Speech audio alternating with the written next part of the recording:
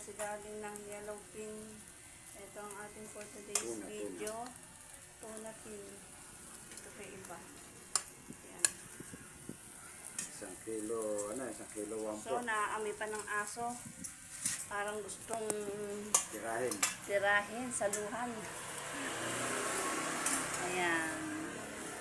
Luto na ba to? Parang hindi pa siya luto eh. Ito na yun. So, look yummy ang ating for today's video. Ang ating lunch for today. Yan. Siyempre, walang iba kundi ang nagluto nito ay ang aking galing inihaw. Siya na rin ang nag-marinate. 1 3/4 kilo. Yan, 1 3/4 kilo ang isa. Tapos siya ang kakain eh. Nag-abang na kamo. Ito, nag-abang na kami kakain. Ito yung mga nag-abang. Makakain. Hala, ito pa.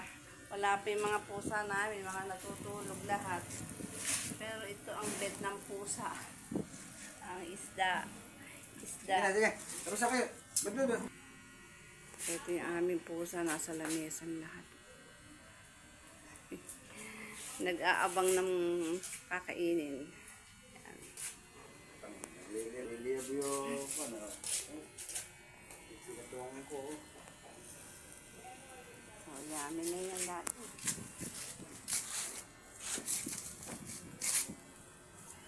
Sarap nito. O, pagkatapos nito, kakain na tayo guys. Yan. Sarap ng pagkakaiho nito ah. Babad sa baga.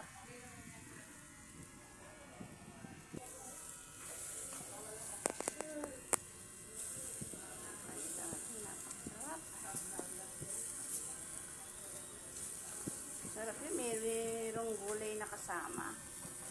Kahit yung mga mixed vegetable.